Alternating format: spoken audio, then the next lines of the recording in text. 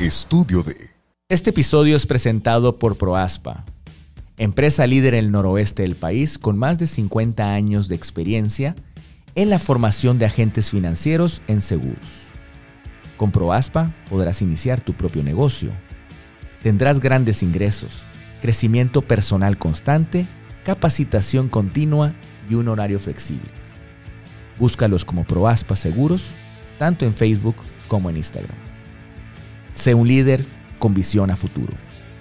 En este episodio contamos con la presencia de Cecilia Favela Muñoz, periodista mexicana destacada a nivel internacional en medios tan importantes como el Washington Post. En esta plática, Cecilia reflexionó sobre los sacrificios que tuvo que hacer desde pequeña para lograr sus metas. Metas tan importantes, logrado ser una mujer destacada en los medios de comunicación, en especial estadounidenses. Es un episodio en donde los invito a reflexionar sobre la importancia que tenemos cada quien en el rol de nuestra sociedad. Seas una persona que estás en desarrollo, seas un padre criando a hijos y seas una autoridad en donde puede ser una aportación educativa o una aportación social, para que podamos crear un mundo mejor. Sobre todo, destacando que es el gran mes de la mujer y es por eso que tenemos a esta gran invitada. Los invito a disfrutarlo, a tener una gran reflexión y que sea de gran aportación para cada uno de ustedes. ¿Qué tal? ¿Cómo están? Bienvenidos nuevamente a un episodio más de Las Cumbres de los Sherpas.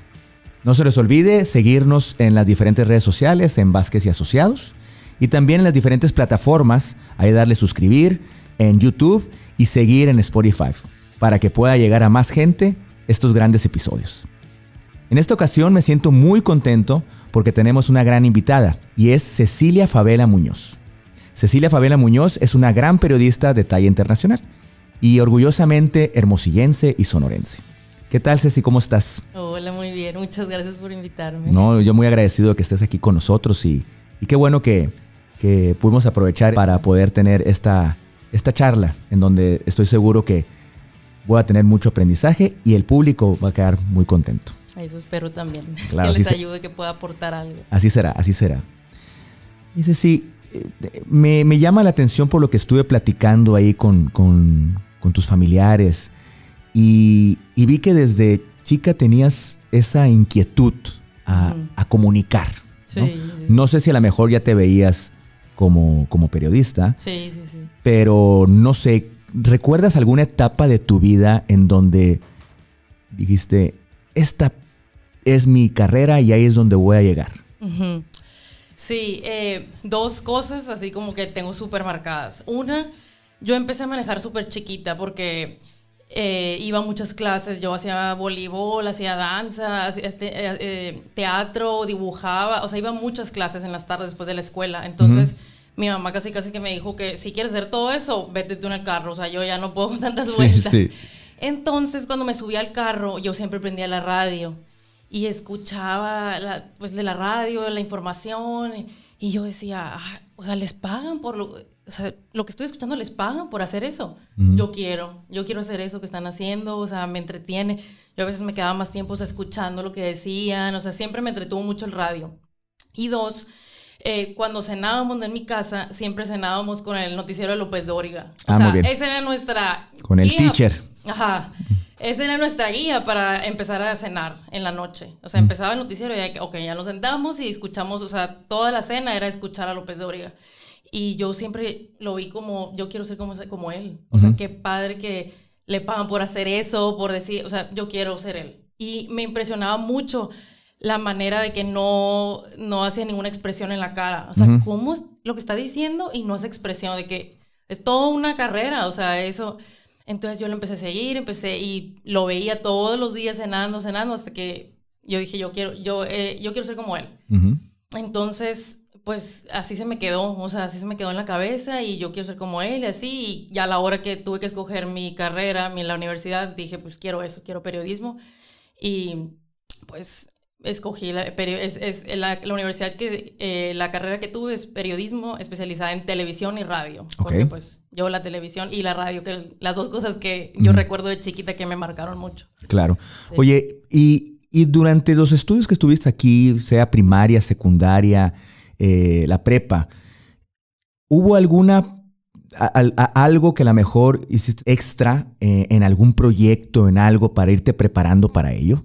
O sea, sobre todo porque me estás diciendo, hoy empecé a manejar desde muy chica para poder cumplir con todas las actividades extracurriculares que hacías. Ajá. Y me llama la atención, hasta ibas a teatro, ¿no? Que yo creo que a lo mejor te ayudó en tu forma de hablar, en tu forma de expresar para lo que te dedicas. Uh-huh. Pero aparte de eso, ¿recuerdas que hubo algo que... Me acuerdo que presenté un proyecto que llamó la atención y sobre todo que me sentí muy satisfecha y también todavía me encaminó mucho más a seguir con mi rumbo y mi idea, a mi sueño? Ajá. Ay, pues siento, o sea, del periodismo en sí no, pero, o sea, yo estuve en danza 15 años, o sea, desde chiquita estuve en la misma academia y súper disciplinada y todo, pero así como que un proyecto, una cosa no, pero sí, la escuela mucho, o sea, yo siempre pensé que si me saco 100 en todo, así... de algo sirve, o sea, no matarme así en la escuela y así no va a ser en vano, o sea, ser disciplinada, tratar de buscar lo mejor, las mejores calificaciones, aprender, o sea, dedicada en la escuela, algo me va a servir, o sea, yo siempre fui muy dedicada en la escuela, tuve muy buenos promedios en la universidad, tuve muchos, y mucha gente dice, ay, eso no importa, o sea, eso no importa... matarte tanto, o sea, ¿por qué te matas tanto? Así, ¿no? ¿Y eras matada o era una satisfacción que te gustaba el aprender más? Ajá. Y dabas un poquito más o era que te matabas porque querías, o sea, porque a lo mejor, ajá, no sé si a lo mejor lo defines porque te va muy bien la gente, mira qué matada, mientras los demás nos la estamos pasando bien y pues nos socializamos más. ¿Te perdiste de eso? O sea, ¿hubo sacrificios desde ese momento? Sí. Y, o sea... ¿Y te arrepientes de eso? No me arrepiento porque luego ya después en la universidad como que ya, o sea, fue una etapa en la universidad, sí saqué muy buenas calificaciones, pero como que ya aprendí a relajarme un poco y así. También en la prepa me fui un año a Francia. Okay. Por eso hablo francés también. Y ese año en Francia como que no era tan matado como aquí. Entonces como que también ahí aprendí a balancear y así. Pero sí siento que, la verdad, sí fui muy matada. O sea, y sí sacrifiqué mucho. Aparte porque, o sea, yo iba a la escuela y después de la escuela era todas clases extracurriculares. O sea, yo solamente salía de la escuela, comía y de 3, ponle tu comida, y de 3 hasta las 9 de la noche yo llegaba a mi casa. Y a las 9 empezaba a hacer mi tarea. O sea, de todas las clases que tenía en la tarde, así. Iba al gimnasio, iba a fotografía. Una de las cosas que sí me gustó mucho es fotografía. Okay. Por ejemplo, que sí, ahí... De repente amigas me empezaron a pedir fotos y les tomé sesión a mis amigas en la secundaria, les tomaba así y como que, o sea, de ahí, de chiquita yo pedí cámara, desde muy chiquita, quería una cámara y tomaba muchas fotos. ¿Ya era una cámara profesional? Sí, cámara profesional, o sea, yo le pedí a mis papás, quiero una cámara profesional, así. Entonces sí, tuve mi cámara profesional, mis papás tenían cámara de video, de que me tomaban videos cuando era bebé, así, y ya de grande se las quité y yo grababa en las navidades, me encantaba grabar a gente en la cena, o sea, yo siempre tomaba fotos y videos y mucho, eso también siento que fue una cosa. Y luego ya en la prepa tomé clases de fotografía y siento que también eso me impulsó mucho, ¿no? Al periodismo. Ya se me olvidó qué te estaba diciendo antes, pero... Era el tema de que si había un tema de que si sacrificaste mucho este tema. O sea, tu tema del... Ajá. Sí, o sea, sí siento que sacrifiqué mucho. O sea, mis amigos salían y así, y yo sí me perdía mucho porque aparte estaba muy cansada. O sea, ya después de todo eso, o ellos salían entre semana, juntaditas, así. Siento que fue más en primaria que sí salía juntaditas y así, pero ya después de secundaria... Sobre todo en la secundaria, muchos de mis amigos eran muy salidores y yo, o sea, sí sacrifiqué mucho, la verdad que sí. Pero pues yo pensaba en mi cabeza, yo pensaba que ese era el único camino. O sea, no hay tiempo para andar saliendo, o sea, ahorita es mi momento de darle, de sacar lo mejor, así. Entonces, o sea, yo pensaba que haciendo todo eso, o sea, así llenando toda mi agenda, así... yo iba a ser súper exitosa después. Okay. Entonces, por eso, o sea, yo siempre lo hice así. Okay. Y dije, bueno, algún día me voy a dar cuenta, ¿no? A ver de qué me sirvió tanta matada, tanta así, pero sí tuve mucha presión de amigos, obviamente o sea, o hablaban de salidas y yo no sabía, o sea, me veían súper rara. Yo pregunto mucho en las clases, pregunto mucho. Y eso te pueden decir mis amigos. Lo que siempre me recuerdan las posas y se vuelven a reír de mí es que preguntaba mucho y que la clase se alargaba mucho por mi culpa porque preguntaba mucho. Pero, o sea, sí me gusta mucho no quedarme con dudas, ¿no? Así claro. ¿De dónde salió eso? O sea, ¿dónde tuviste alguien a quien te guió a ser así o fue natural?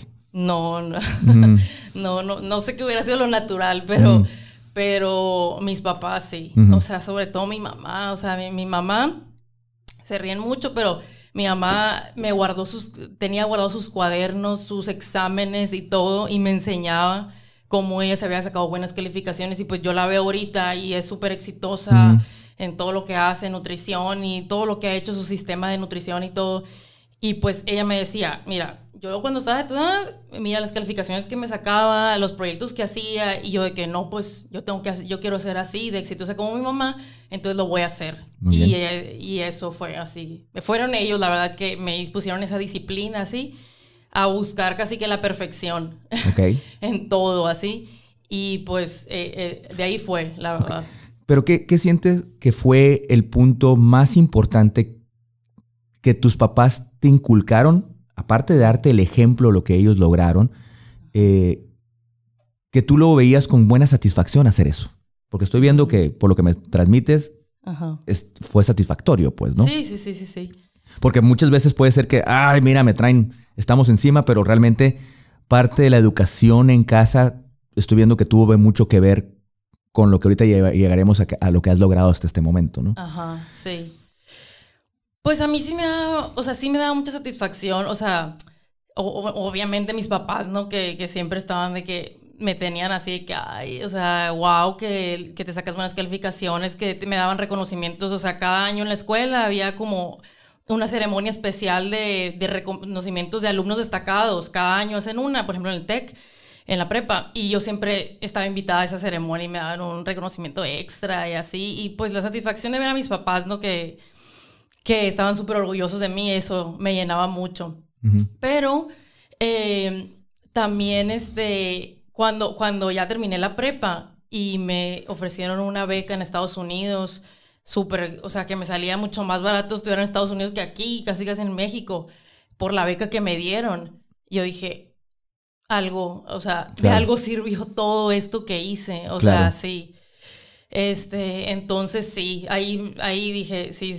Y a mí sí me da satisfacción hacer las cosas bien, la verdad, o sea, yo no, en todo lo que hago desde ahorita, o sea, ahorita ya es parte de mí natural, de que si voy a hacer algo, lo voy a hacer bien, así, porque o sea, ¿para qué lo voy a hacer si no lo voy a hacer bien? O sea, sí me quedó mucho eso de que buscar mucho, hacer todo casi perfecto, sí me quedó, y ya me siento rara si no lo estoy haciendo, o sea, sí me quedó mucho eso. Ahora, me da satisfacción. Ahora, Ceci, sabrás que el mundo a tu alrededor no lleva esa perfección, ¿no? Ajá, y ya te ha tocado tanto como estudiante, como hija, como amiga, luego parte ya como trabajo, que te das cuenta que alrededor de ti nadie está llevando la perfección. Ajá. ¿Qué te ha servido a ti en poner en balance eso? Me imagino, porque me imagino que hay, para ustedes, los que a lo mejor buscan la perfección, no sé si a lo mejor tienen que bajar un poquito el nivel, porque si no puede convertirse en una frustración. Ajá, algo súper duro. La verdad que sí, o sea, mientras yo estaba en mis clases, o sea, que yo iba a la escuela, pues yo me aplico y me sale 100, me sale el 100, el 99, todo bien ahí controlado, ¿no? Pero luego ya la vida no es así, o sea, y es un tope que sí me dio duro, o sea, la verdad de que, o sea, no funciona así todo, no es como que te esfuerzas un chorro y sale todo bien, garantizado, no es como una calificación en la escuela, o sea, ya en la vida real y hay otras cosas que no son de tu control, y hay que aprender a soltar y todo eso. Y es algo que yo he aprendido y me ha caído casi que últimamente el 20 que no hay que buscar la perfección. Y es algo que que ahorita estamos hablando, que, o sea, un tip para los papás, casi, que yo diría es no forzarlos a ser perfectos. Y más que enfocarse en la perfección o en el 100, así, porque no, o sea, como yo decía, si sirve de algo, no estarte sacando el 100, ¿sabes? Como, es más enfocarte en darlo todo. Ok.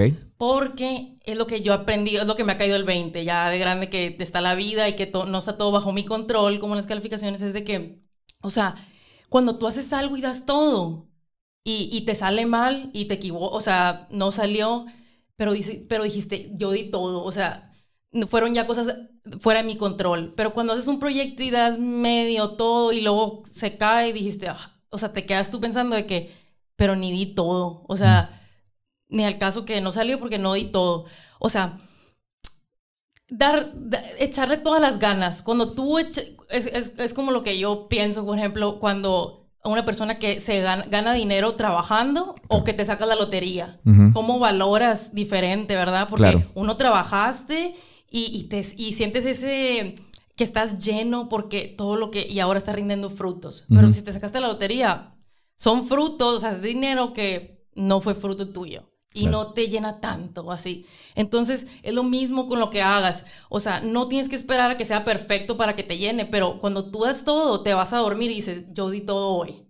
Y eso es lo que te debe llenar, no el 100, no el 99 en la boleta. O sea, tú tienes que tener paz mental, es lo que yo he entendido, porque lo di todo. Estoy tranquila en mi casa porque sé que lo que estoy haciendo todo, le estoy dando mi todo, aunque sí fracasa, pero yo di todo. Y eso es lo que yo he aprendido a implementar y a cambiar el chip de no buscar la perfección, sino que estar tranquila porque tú diste todo. Y si no pasa como tú pensaste, pues es por cosas fuera de tu control, pero ya lo que tú puedes controlar lo hiciste lo mejor que pudiste. Claro. Eso es lo que yo he aprendido. Y quiero tocar ahorita más adelante ese punto por como estamos viendo en este momento que ahorita se busca ya no más en lo profesional la perfección, sino en todo lo que ahorita se está viendo en las redes, en temas de generacionales. O sea, está algo fuerte y cómo tenemos que aprender a tener un balance. Pero para ir en orden cronológico, voy a llegar a la parte... fuiste una gran alumna destacada en preparatoria de TEC de Monterrey. Eso te dio la oportunidad. ¿Cuándo fue el momento que tomaste la decisión? Yo me quiero ir a estudiar al extranjero. No sé si en específico... O sea, bueno... ¿En qué momento fue y cómo visualizaste dónde y por qué esa universidad? Pues yo ya había estudiado aquí en Hermosillo, en México, toda mi vida, ¿sí? ¿No? Y luego me fui a Francia, estudié en una escuela, o sea, un año de mi prepa la hice en francés, en una escuela francesa. Llevé todo, clases de química, matemáticas, todo llevé en una escuela francesa. Y luego llegué a Hermosillo y dije, o sea, ya estudié en una escuela francesa, ya estudié en una escuela aquí en México, ya sé cómo es el sistema educativo aquí en México, en Francia. Y tengo aquí Estados Unidos y nunca he tomado un curso, nunca he hecho un año de la escuela en Estados Unidos. No sé ni cómo funciona el sistema educativo en Estados Unidos. Y dije, pues quiero ya mi siguiente paso. Cuando terminé la prepa dije... Quiero Estados Unidos, o sea, quiero esa oportunidad de ya cambiar a otro sistema educativo, aprender de otro lugar, cómo funciona el sistema educativo en otro lugar, cuál es el proceso y así. Y yo apliqué en Boston a 2 universidades. Yo llegué de Francia y tenía 6 meses para graduarme de la prepa. En esos 6 meses tenía que aplicar para la universidad de Estados Unidos o donde sea que quería estar.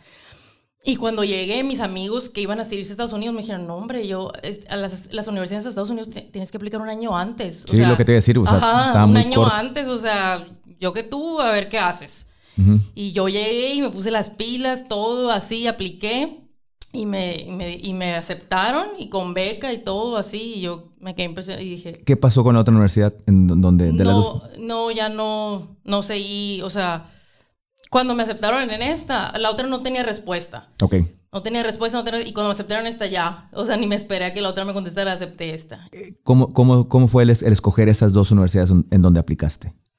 Pues mi prima que ya estaba allá viviendo me recomendó, aplica estas 2 universidades que ella ya conocía y ya estaba un año ahí. Conoció a gente que estudiaba en una, conoció a gente que estudiaba en otra, entonces me recomendó yo que tú apliques a estas. Y pues me aceptaron en esa y ya. Y aparte... Bueno, Boston es una ciudad súper estudiantil. Claro. O sea, casi que el 90% de la gente ahí es estudiante. Entonces sí, era una propuesta, o sea, era una idea muy buena irme para allá, que cualquier otra ciudad que es por ejemplo, como Nueva York, que sí hay estudiantes, pero hay mucha gente ya trabajando. Este es casi que 100% dedicada a que estudies. O sea, es súper estudiantil. Entonces, pues sí me gustó la idea de irme para allá.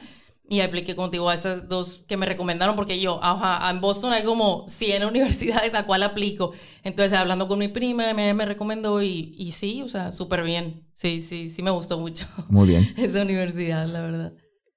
¿Cuál fue el aprendizaje después de haber tenido la educación aquí en México, también haber tenido la experiencia en Francia, y con lo que ya decidiste estudiar periodismo y ya tenía un toque mejor lo que querías aprender, porque había un enfoque? Pero la diferencia cultural, ¿cómo te fue con eso? En el caso Boston, como bien lo mencionaste, es una ciudad de mucho estudiante, estudia gente de todas partes del mundo. La gente que va a estudiar a Boston, por lo general, son personas que van con buena preparación, como la que llevabas tú. Y cómo fue el choque cultural en ese aspecto, ¿no? O sea, porque al final considero yo Boston es una ciudad muy de mucha variante en cultura, ¿no? Y un poco diferente al todo el territorio estadounidense, ¿no? Y sobre todo lo que tenemos aquí, la cercanía a Arizona, California, Texas. Me imagino que, ¿cómo te fue con ese aspecto? Sí. Pues la verdad que eso sí ayuda mucho porque los maestros están acostumbrados que haya mucha gente internacional. O sea, sí ayuda mucho, sí te entienden que, o sea, que el sistema educativo, o sea, la gente de Estados Unidos ya va y ya sabe que es casi que tú lees todo, te dan, o sea, ir a la clase, te dicen, mañana vas a leer de la 1 a la página 20 y mañana te voy a preguntar y vas a escribir lo que aprendí. O sea, todo allá es escribir un ensayo escribir de ensayos y así. Entonces tú llegas allá y los de Estados Unidos siempre han hecho eso y tú no, o sea, tú vas a clases a que te enseñen, o sea, no tanto leer y así. Entonces, sí fue mucho, yo sí tuve que ir mucho con los maestros a sus horas extras, o sea, después de la clase, yo iba mucho tienen como lo que sí, horas extras, o sea, después de la clase ellos tienen de que voy a estar en mi oficina estas horas, si tienen más dudas, vengan. Yo, pobrecitos los maestros, pero toda mi universidad yo fui a sus horas extras, a sus horas de la oficina, me sentaba ahí horas. Por lo mismo que ya traías el hábito, como te decían aquí tus amistades, ya eras de preguntar mucho. De preguntar, pues o sea, aquí siempre he sido así. Pero allá hay clases muy grandes también, o sea, son auditorios. Gente, o sea, hay clases de 200 personas así, y yo preguntando ahí, o sea, no, pues tampoco, o sea, te intimida un poco, ¿no? Tampoco, no era como aquí, de salones más chiquitos y así. Entonces, yo siempre usé esas horas, en los maestros decían, yo voy a estar esta hora. Casi que les decía, ni digas porque yo voy a estar ahí. O sea, ya todos los maestros me conocían por como la que usaba sus horas extras. Nadie iba a esas horas extras. Y yo, ¿cómo nadie las aprovecha? O sea, aunque sí le entiendas, aprendes del maestro. O sea, muchísimas cosas extras que no te enseñó en la clase. ¿Era satisfactorio para los maestros? Sí, muchos maestros les encanta. O sea, y cuando me veían en la clase ya me ubicaban por lo mismo. Eran clases de 200 personas y a mí me ubicaban porque yo iba a esas horas extras que casi nadie usa. Y lo mismo, sí, o sea, me gusta ir más allá de lo normal a mí. Siempre me gusta ir más así. Entonces, eso sí fue un shock así que yo tuve que hacer eso extra que casi nadie hace para nivelarme con el sistema educativo de allá, ¿no? O sea, dedicarle mucho más tiempo. Me la pasaba mucho tiempo en la biblioteca tratando de nivelarme, ¿no?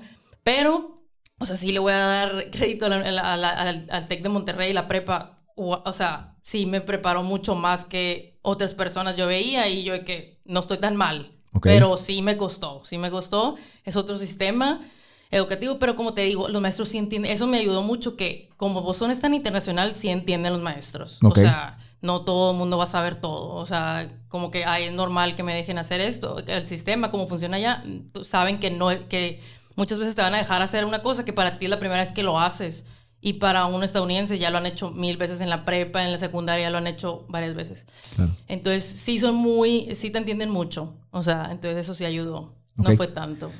El ambiente de estar en una universidad, estar en Boston, una ciudad con el gran enfoque estudiantil y de gran preparación, también ayudaba en la cuestión social, en lo que la plática, el objetivo de lo que tú estabas buscando y que llegaste a conocer personas que interesante, aunque sigue siendo un estudiante como yo, pero me gusta su forma de pensar. Sí, o sea, eso es otra cosa súper padre, que de allá, que tienes tus amigos son de diferentes países, ¿no? O sea, es la primera vez que me tocó que hay alumnos árabes, o sea, hindús, de todas las nacionalidades.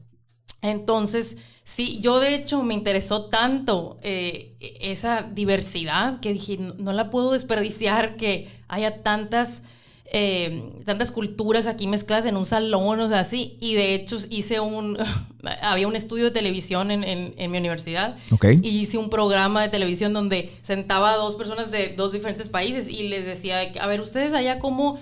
Si quieres salir con una persona, o sea, si quieres sacar a una persona cita, ¿cómo se hace? A ver, y me decía uno de Pakistán, no, pues yo le haría así se hace allá. Y otro de hindú, de la India, de que no, así le hacemos allá. Pues este es alguien de barreras ahí, ¿no? O sea, el pakistaní con el hindú. Con el hindú, así. Y, ajá, pues, o sea, como... Aparte así. estaba el tema cultural ahí, el tema todo.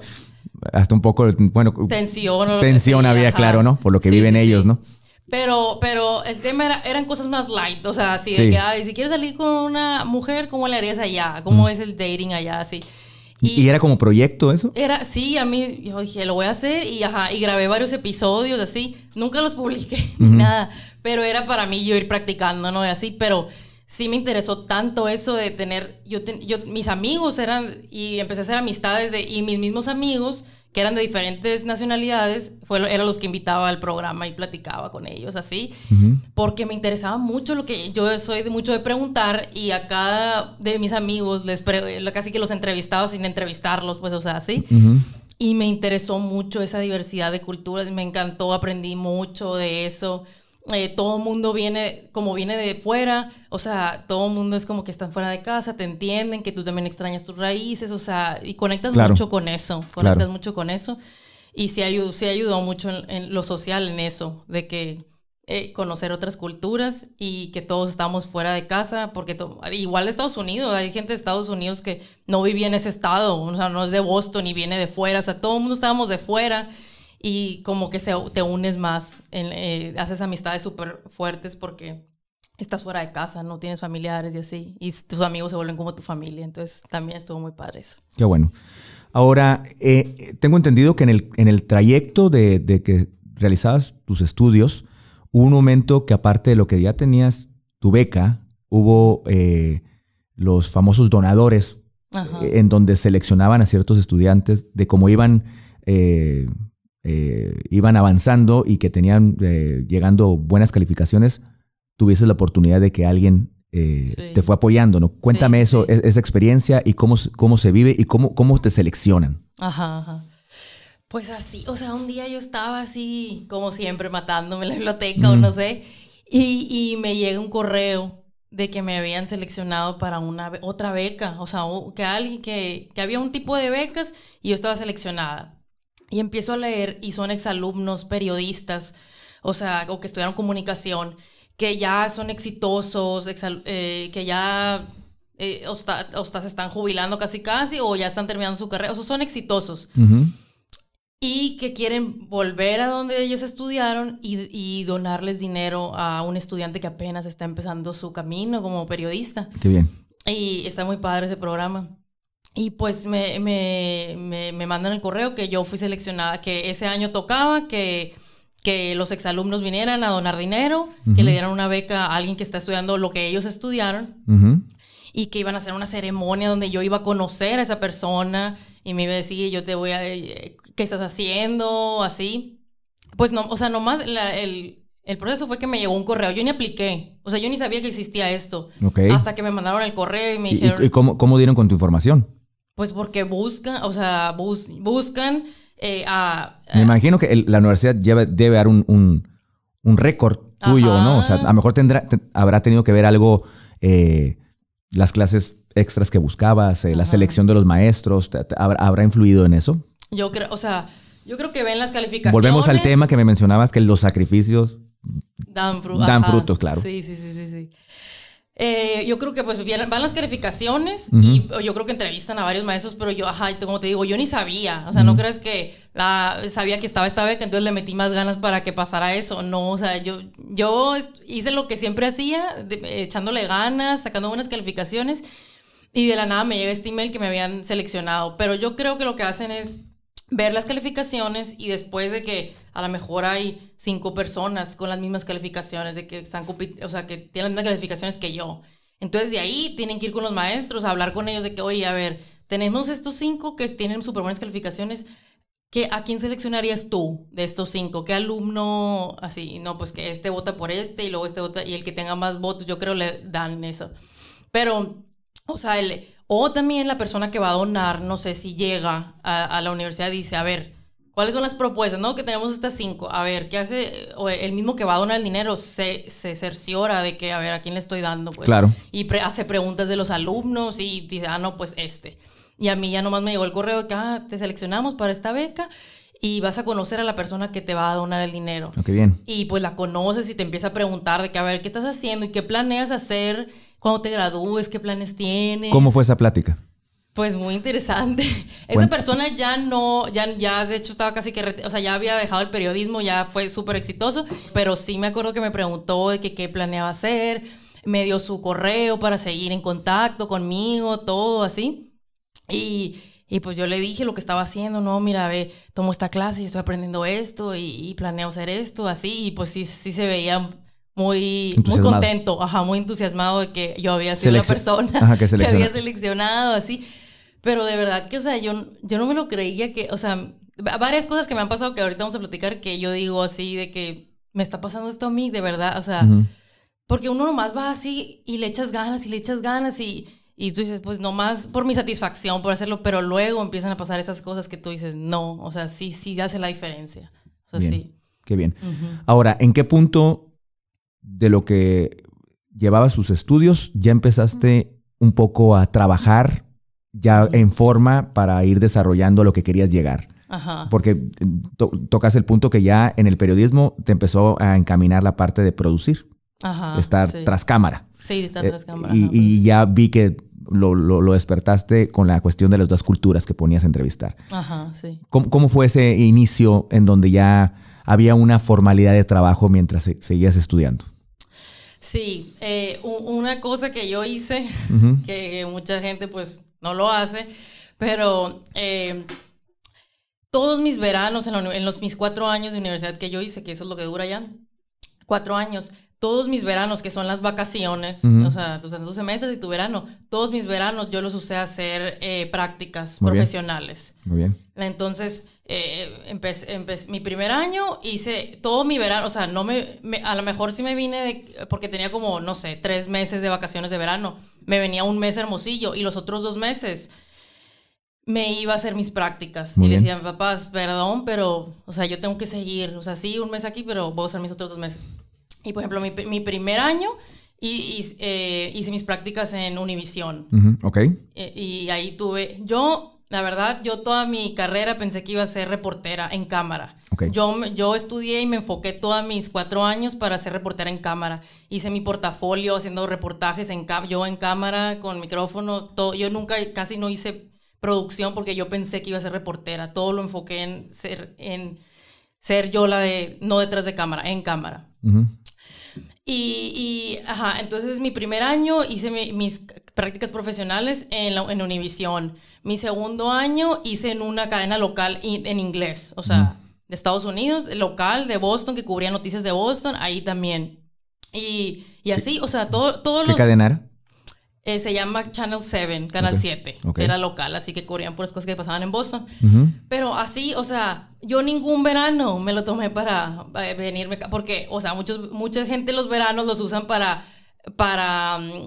materias que reprobaron. Claro. Reprobé materia en el semestre, entonces el verano lo voy a usar para pasarla, para ya pasar esa materia y no atrasarme. No, o sea, yo todos mis veranos los usé para prácticas profesionales. Yo quería lo más pronto posible tener experiencia en el ámbito laboral. ¿Por qué? Porque cuando te gradúas te dicen de que ¿qué has hecho? ¿Cuánta experiencia tienes? Este puesto ocupa 5 años de experiencia. Claro. Entonces yo por lo menos ya tenía todos mis veranos, que duran 4 meses o 3 meses, de que yo ya hice mis prácticas en este canal, en este canal y en este canal. Entonces, pues ya tenía algo, o sea, graduándome, ¿no? Entonces eso fue una cosa que sí lo recomiendo mucho. O sea, no nomás te quedes el verano ahí haciendo nada, o sea, siempre... De hecho, un verano lo hice en Hermosillo, yo en una revista que se llama Correo Financiera, ¿sí? Muy bien. Ahí hice mis prácticas. Ocupas varios semestres para hacer una práctica profesional en Estados Unidos. No puede ser de que el segundo semestre ya práctica profesional tampoco te dejan. Entonces sí recomiendo mucho eso. Y eso me encaminó a ir viendo cómo es el ámbito profesional en periodismo, cómo se manejan las empresas privadas y así. Entonces sí me ayudó mucho. Entonces, tuviste la oportunidad de comparar el periodismo en México con el periodismo americano. Sí. Dime una gran diferencia. Los recursos. Sí. Los recursos, o sea, la tecnología, o sea, los recursos que tiene, el presupuesto que tienes para hacer algo aquí y allá.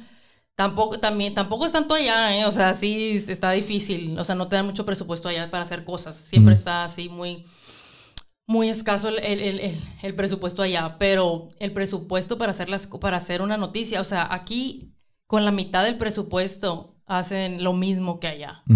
Y allá, pues, sí le invierten más, ¿no? Entonces, por lo mismo tienen más equipo, más tecnología, los softwares que usas más adelantados y así, que aquí.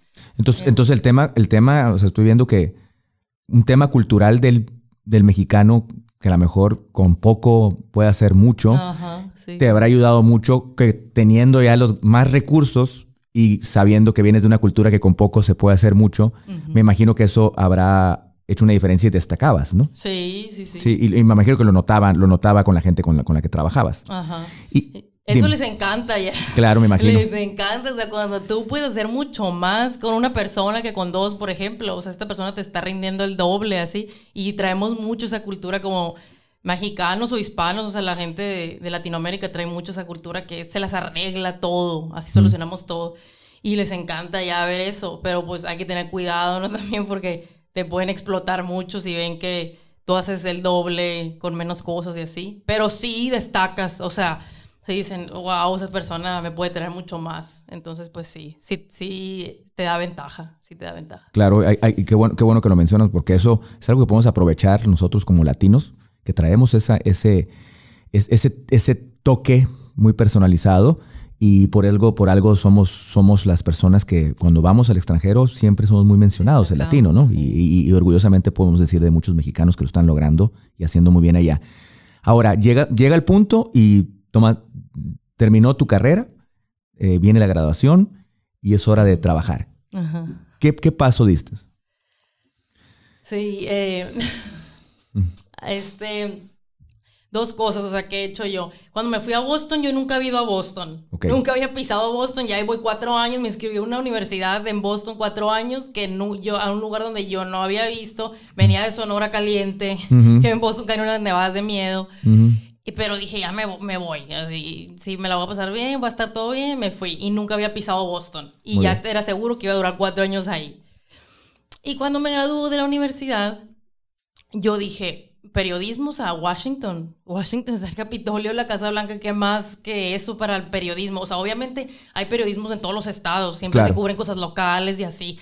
Pero pues lo máximo del periodismo, o sea, obviamente también hay Nueva York, Los Ángeles también, que hay mucho, ¿no? Pero lo máximo del periodismo es Washington, D.C. Está en la capital, o sea, ahí está la Casa Blanca, el Capitolio y todo eso.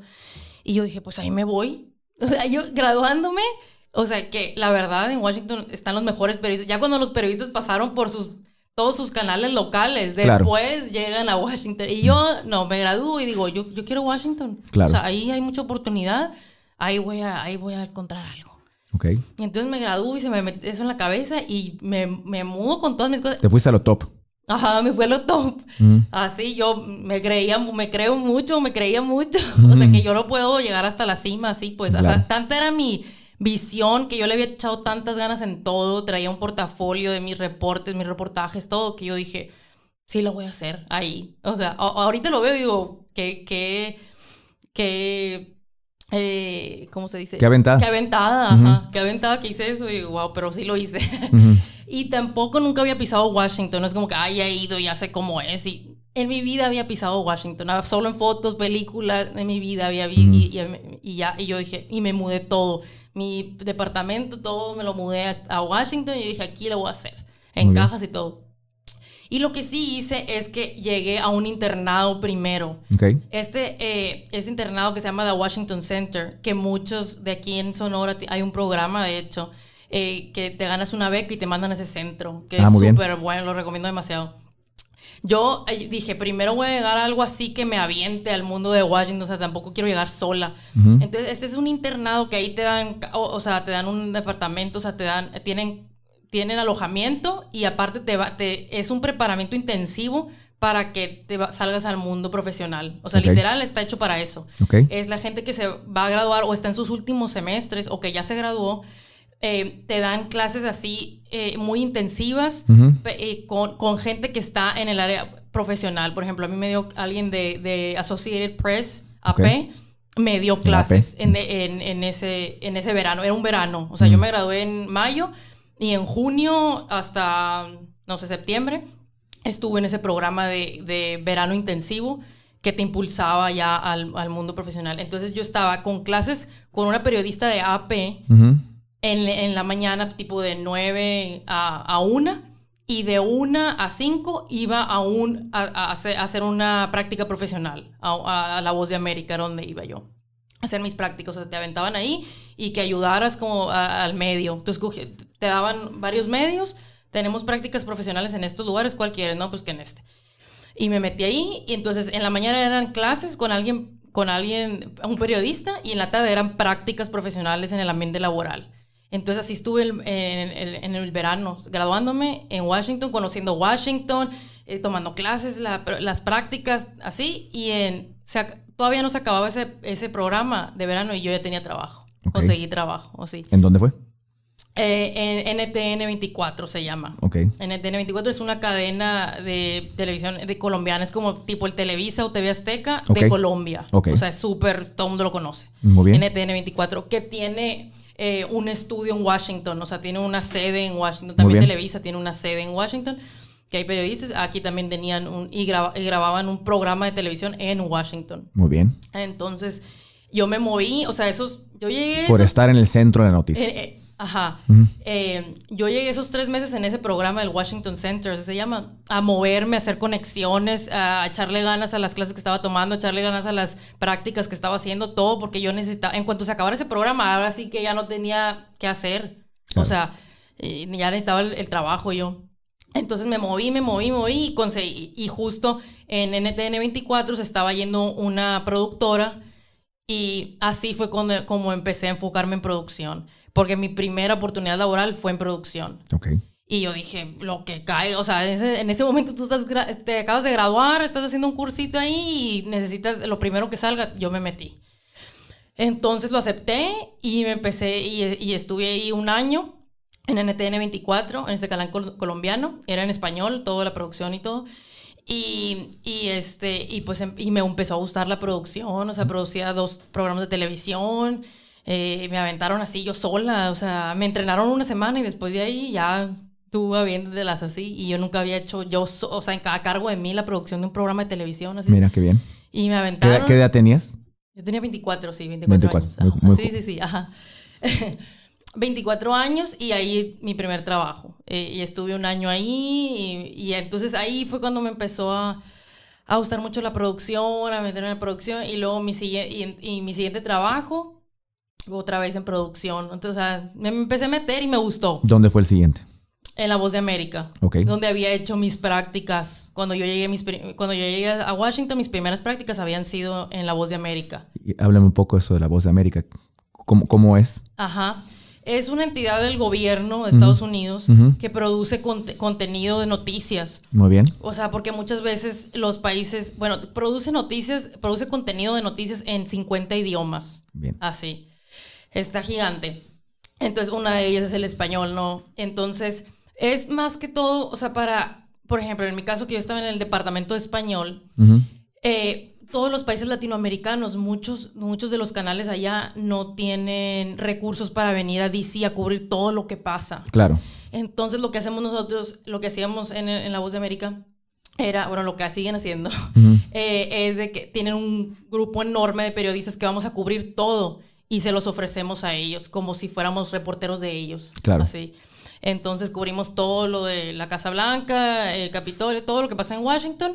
Y si ellos por alguna razón no pudieron cubrir eso, nosotros se lo transmitimos en vivo o les mandamos reportajes de eso que acaba de pasar rapidísimo o imágenes de lo que está pasando, nosotros les mandamos.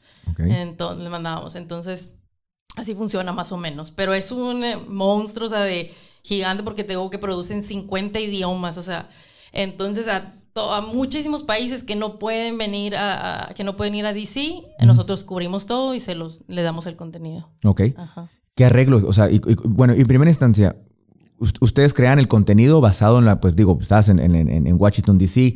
y pues la noticia sale de ahí para el resto del mundo, ¿no? Ajá. Pero, ¿cuál es la parte en donde tú como productora seleccionabas, esta es la noticia que va a ser atractivo para hacérselo llegar a los diferentes canales de Latinoamérica? ¿Cómo se decidía eso? Pues es un equipo, o sea, editorial, así, lo discutíamos, o sea, de que a ver qué es atractivo, qué no. ¿Cómo fue tu rol ahí en la toma de decisiones? Y desde ahí, ¿cómo te fuiste forjando? Porque ya me imagino, te encontrabas con personalidades, pues también con conocimiento ya, ajá, pero venía la nueva persona, la persona jovencita que ya le estaban dando la producción. Ajá. ¿Qué herramientas y cómo lidié con eso? Claro, ¿cómo lidiaste con eso, no? Sí, eso desde mi primer trabajo en el TN y mi segundo trabajo en La Voz de América. Algo que sí estuvo duro es que ahí, pues te digo, o sea, todos los periodistas pasan por canales chiquitos y al final llegan a DC. Sí. Entonces, cuando yo llego a DC, todos mis compañeros de trabajo tienen años de experiencia, maestría, así, y es súper intimidante. O sea, claro. yo qué estoy haciendo, o sea, yo qué le voy a decir a esa persona si ella tiene tantos años de experiencia, todo el mundo lo conoce, o sea, sí es súper duro. O sea, sí. Y yo fui más de tomar el rol de aprender de ellos. Okay. O sea, para mí fue que, a ver, ¿cómo le haces para esto? O tomaban una decisión y yo, a ver, ¿cómo hiciste para tomar esa decisión? Yo fui más de aprender. Los tomé tomé el rol así de aprender. Sí fui muy humilde de que no fue como que, ay, nadie me escucha o así. No. O sea, de que, a ver, ¿por qué? Yo soy muy curiosa. Entonces, es más el tema de agarrarlo como que, a ver, ¿cómo lo hiciste tú? ¿Cómo le haces para hacer esto? ¿Cómo tomaste esta decisión? Ah, ok. Y ahí vas formando tu conocimiento de criterio de cómo le hacen ellos. O a cuestionarlo de que lo que ella decidió a mí tampoco no me gusta tanto. Y ahí vas formando. Me sirvió mucho para eso, tener a gente así, pero sí es muy intimidante. O sea, yo al principio como que, ay, sí, todo decía que sí, o hacía nomás lo que me dejaban hacer. Y con el tiempo sí vas armando un poquito más de valor.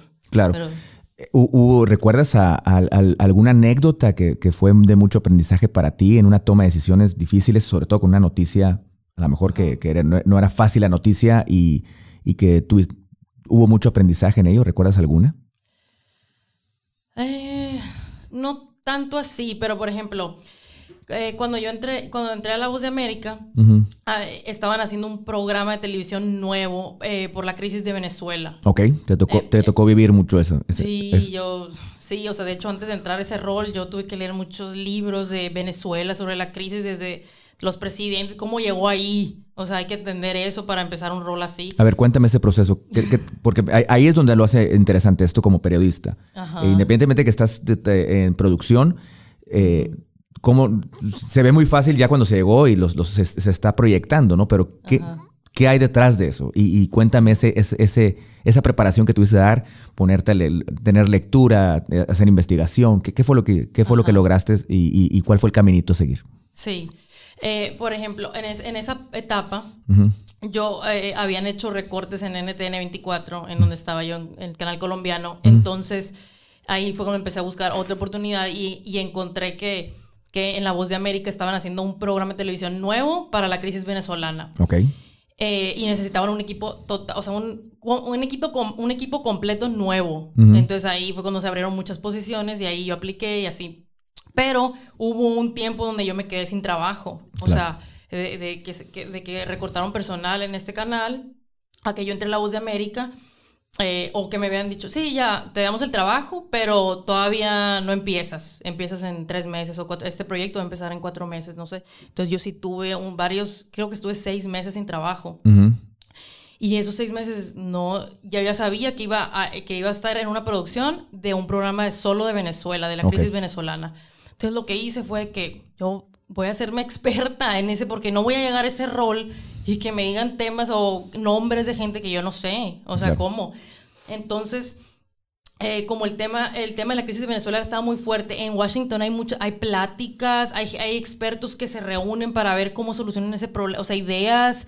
O sea, hay estos famosos think tanks, que son centros de pensamiento que literal la gente nomás expertos van y se juntan a lluvia de ideas, a ver cómo solucionan problemas en el mundo. Muy bien. Entonces, interesante. Yo empecé a ir a esos lugares, a esos think tanks que a veces hacían abiertos al público, cualquiera podía ir, y yo empecé, cuando eran temas de Venezuela, ahí estaba. Muy bien. Y pues en esos eventos hay gente que está interesada o que tiene que ver con el tema de Venezuela. Entonces yo me ponía a hablar con gente. Oye, ¿tú qué haces?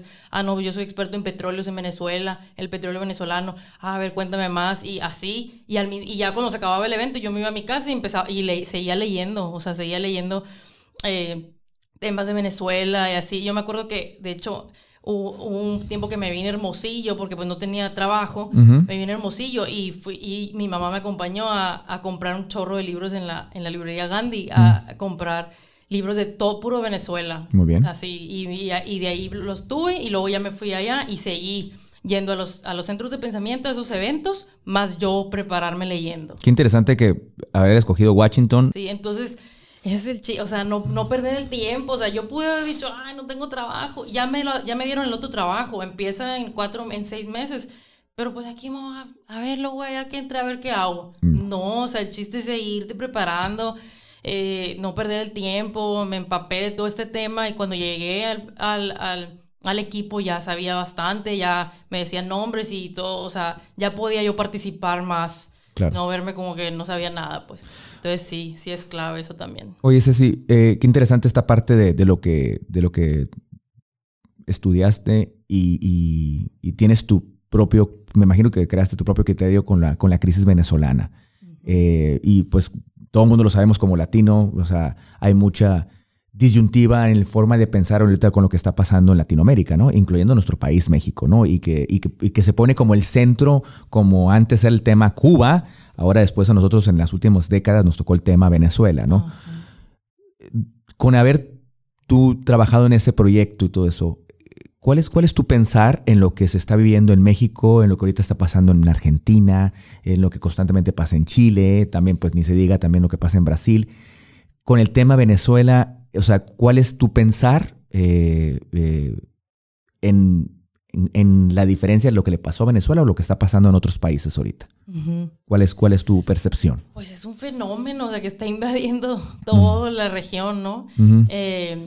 Y lo que pienso es que está, pues, en la región hay un descontento súper fuerte, o sea, y se aprovechó todo ese descontento para empezar un movimiento, se empezó a mover todo, y ahorita pues estamos viendo estos cambios súper fuertes, pero creo que todo, y que lo mismo que yo creo que como en la crisis de Venezuela, que empieza con descontento, o sea, y ya está, la gente ya no se deja, o sea, empezó este movimiento que ya nos vamos a dejar, no estamos contentos con lo que está pasando, y así se empezó, y ahora más con las redes sociales, se empezó a multiplicar el descontento, y ya vemos este fenómeno en toda Latinoamérica, lo que está pasando, ¿no? Eso es lo que siento yo. Claro. que pasó. Pero sientes que o sea, por la cuestión cultural de lo que se vive en Venezuela y lo que te tocó investigar, ¿crees que en otros países vaya esa tendencia? O sea, digo, sabemos que está el descontento, sabemos que pues hay un tema democrático, pero ¿tú qué puedes pensar, sobre todo a lo mejor tú como mexicana? Y, o sea, ¿México puede llegar a pasar un tema así? ¿O ves diferencia en lo que te tocó estudiar por el tema, algún tema en específico de Venezuela como son, o por cómo se mueve la economía, que a lo mejor México puede tener un tema de descontento, pero no va a esa tendencia, pero puede, o sea, no. ¿Cuál es tu pensar a ti? Sí, Yo, o sea, yo con lo mismo que estaba muy metida con este programa venezolano, el que estaba produciendo, estaba en contacto con mucha gente venezolana. Y la verdad que, o sea, amigos mexicanos me decían de que, oye, o sea, se parecen muchas cosas las que están pasando en México a las que pasaron en Venezuela cuando empezó todo este movimiento. Sí me decían a mí mucho. O sea, es lo que... No es mi opinión ni nada, o sea, es lo que ellos me decían a mí, que se está pareciendo mucho las cosas que están pasando allá, aquí empezó con esto y allá también está pasando esto, así, entonces yo de que, ¿cómo? Así, entonces, no creo, o sea, no creo, y los mismos venezolanos dicen, ay, no creo que pase así como lo que está pasando en Venezuela, ¿no? Sobre todo también porque tenemos Estados Unidos al lado y claro, mucha gente piensa que no dejarían que pasara algo así aquí, pero sí me han dicho, sí me han hecho comentarios que hay similitudes en cosas que han pasado allá a que lo que está pasando aquí. Entonces pues no me gusta dar mucha opinión por lo mismo que soy periodista, no quiero decir así de que está mal aquí, también está mal acá, o sea, mi opinión así, pero eso es lo que yo de entrevistas o de hablando con venezolanos, con gente en el campo que yo entrevistaba, sí escuchaba mucho eso. Que me decían que había similitudes, ¿no? En lo que estaba pasando. No sé. Muy bien. Más o menos eso. Muy bien. De ahí, ¿qué vino? ¿Qué fue el siguiente paso? Estuviste trabajando ahí en La Voz de América, haciendo sus proyectos de Venezuela. ¿Cuál fue el siguiente brinco? Desde sí, ahí ya pensabas lo que me decías hace rato. Es normal que yo, o sea, ve que afortunada por lo que estoy viviendo. ¿Ya lo sentías en ese momento tú eso? Pues mira, desde que me mudé a Washington, o sea, lo que te decía antes de que yo me mudé a Washington, o sea, lo top de lo top. O sea, yo ¿quién me creía? Apenas me iba graduando. Entonces, ¿qué es lo que yo pensaba? Que yo desde que me fui a Washington, yo dije, yo voy a trabajar en CNN o en el Washington Post. O sea, yo ya, no sé cómo le voy a hacer, pero voy a llegar ahí. O sea, yo ya, por eso me estaba mudando ahí, porque yo quería trabajar en algo grande. O sea, tenga lo que tenga que pasar, yo ya tenía esa visión. Ahorita no lo va a pasar, pero en algún momento voy a trabajar en un medio grande. Por eso quiero irme a esa ciudad. Entonces, pues, yo estuve en La Voz de América 2 años así, y estando en La Voz de América me hablan y me ofrecen una oportunidad en el Washington Post de hacer un podcast en español del Washington Post de noticias diarias. Ok, bien. Ajá. Entonces, pues, yo, o sea, literal, me acuerdo cuando me hablaron así. O sea, yo estaba en la calle en Washington así, y me hablan por teléfono y me dicen o sea, me dijeron y me colgaron y yo no podía creer que me estaba pasando. O sea, de verdad soy yo, no entiendo así. O sea, yo siempre lo tuve, sí me la creía que me iba a pasar eso. Lo tenías claro. Lo tenía claro, pero cuando me llegó dije, a esta edad, o sea, ¿qué? O sea, de verdad, así, tan rápido así. Pero pues nada, o sea, le di, me hablaron y sí hubo una época en que trabajé en las 2 partes, en La Voz de América, o sea, porque el podcast lo hacíamos de que en la tarde, de 6 a 10 de la noche, por ejemplo. Entonces yo trabajaba mi trabajo normal de tiempo completo de 9 a 5 en La Voz de América, y después de ahí, en lo que me tardaba llegar al post, y hasta las 9, 10 de la noche terminamos de hacer el podcast. Y así duré como 6 meses trabajando en los 2 lugares. Hasta que ya no, hasta que fue mucho para mí. Y me iba a casar y todo eso. Entonces dije, ya, dejé mi trabajo con la BOA y con La Voz de América. Y estuve solo con el Washington Post. Ok. Cuéntame la experiencia de lo que significa el Washington Post. O sea, el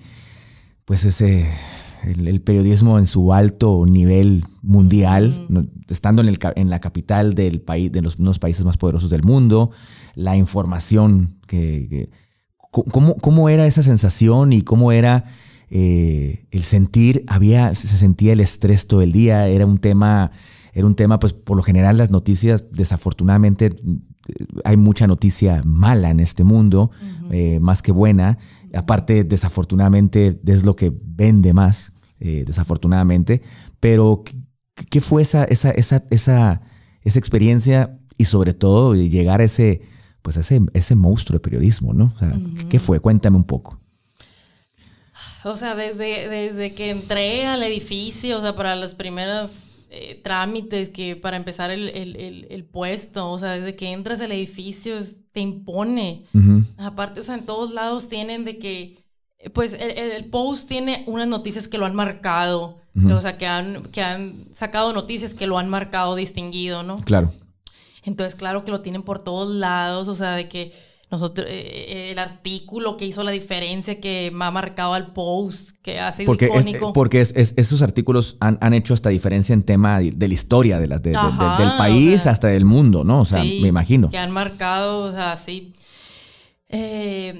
mundialmente, que algo pasó gracias a ese artículo, por ejemplo. O sea, entonces lo tienen ahí. Y tenían el periodista que ya ha sido galardonado, ¿no? Ajá, las fotos de los periodistas famosos, o sea, que todo el mundo conoce. Y yo estoy entrando al lugar donde estaba esto puesto en las paredes, así.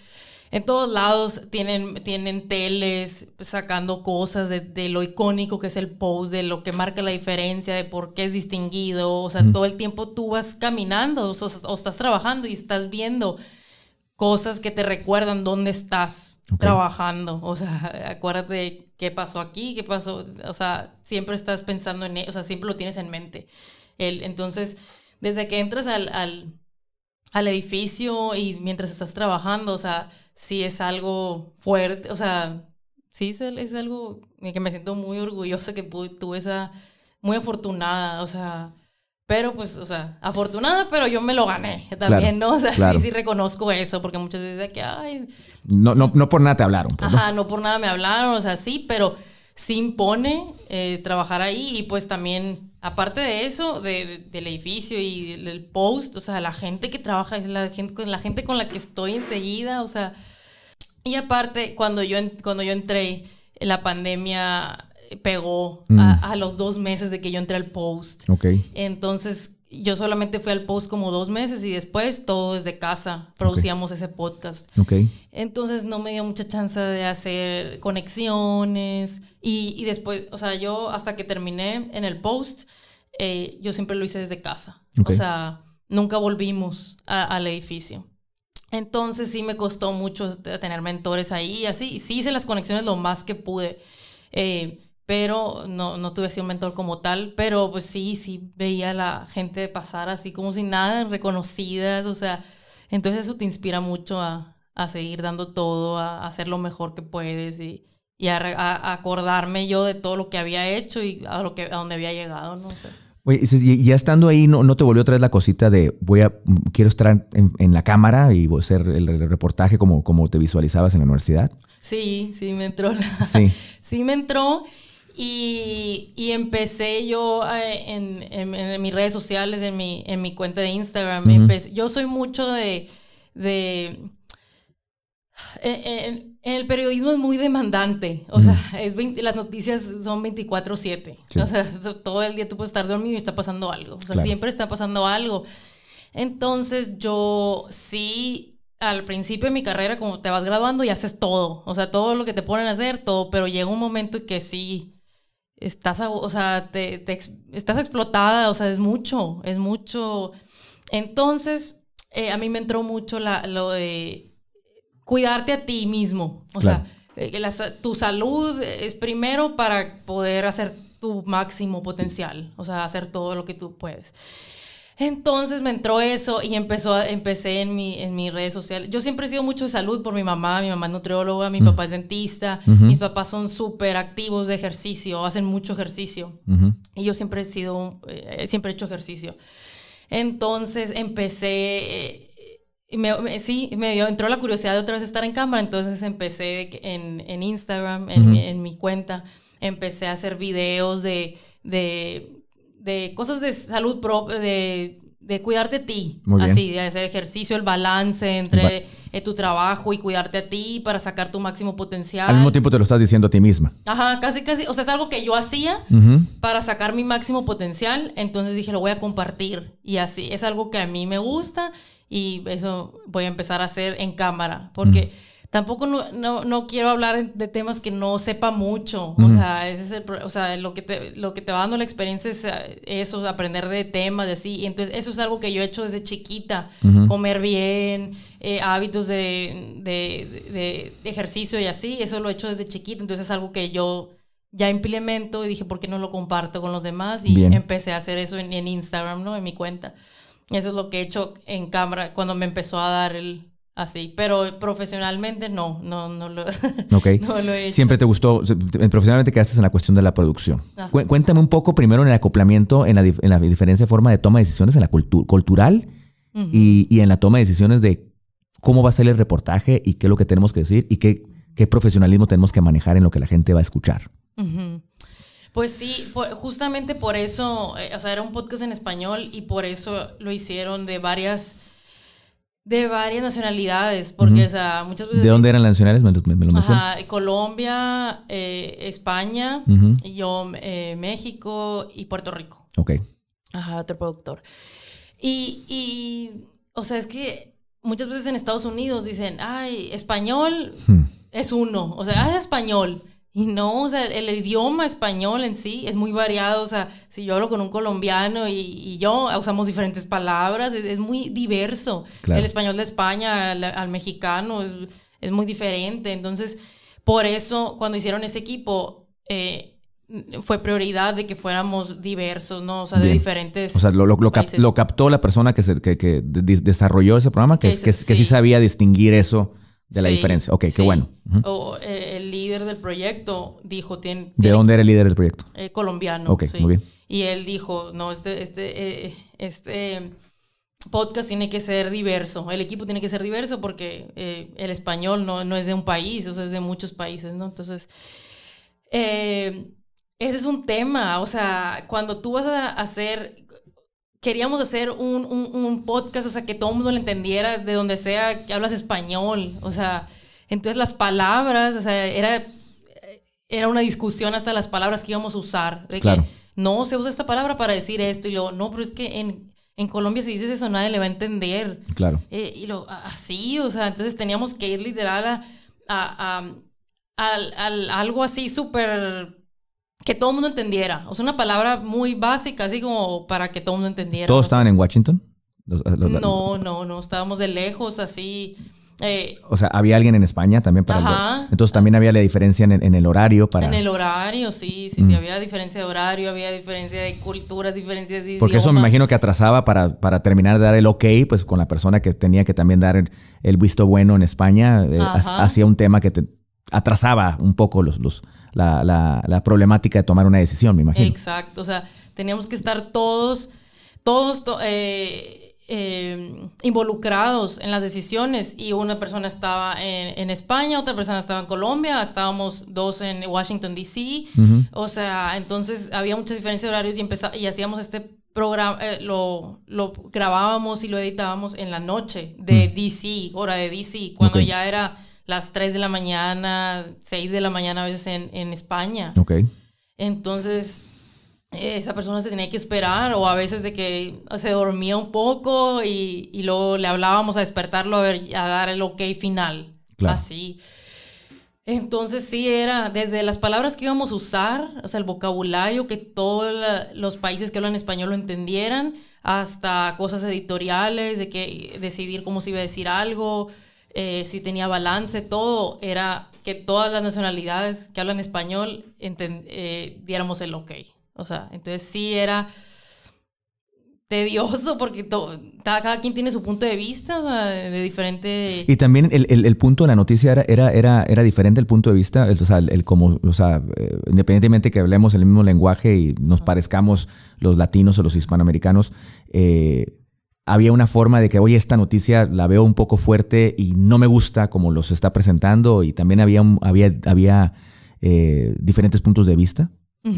Sí, o sea, o también, no sé, a lo mejor en algún país no están tan acostumbrados a que presenten la noticia de esta manera o en otro, entonces Sí, o sea, yo como productora, la verdad, yo era más de que yo ponía todo junto. Claro. O sea, yo estaba 100% dedicada así a poner todo lo que se hacía junto, hacer que todo se saliera.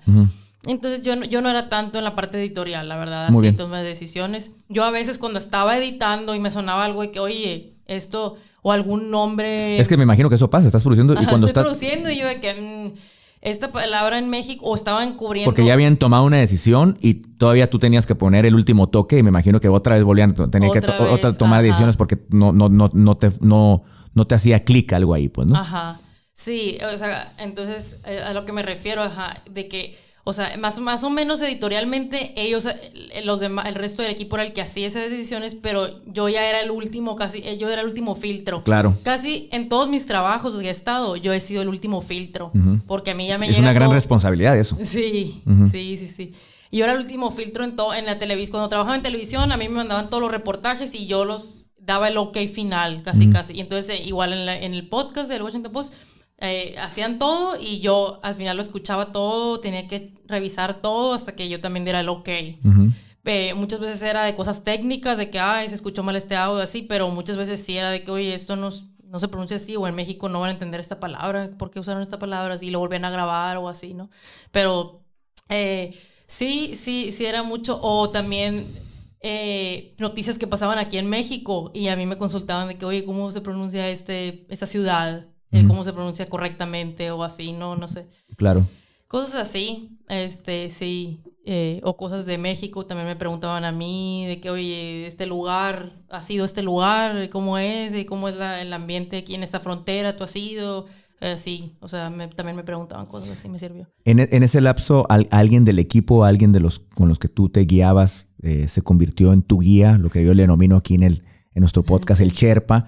¿Hay alguien en donde tú dices, independientemente que habrá habido un tema de diferentes puntos de vista, pero su enseñanza, su aprendizaje, me puedo decir que me formó mucho? ¿Hay alguien ahí en el...? No tanto. O sea, era no tanto guía, tanto mentor, sino yo aprendía viéndolo. O sea, viéndolos a ellos, que eran súper... Como lo que te pasó también en La Voz de América. Ajá. O sea, yo he aprendido mucho así, más que no he...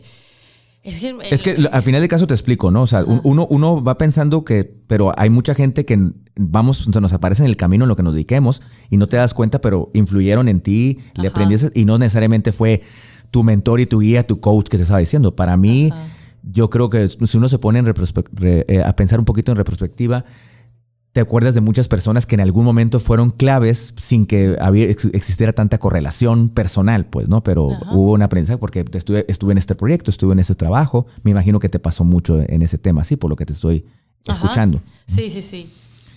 Sí, tú, o sea, el director de ese podcast, sí, aprendí mucho de él. No fue, como digo, mi mentor, y porque también, o sea...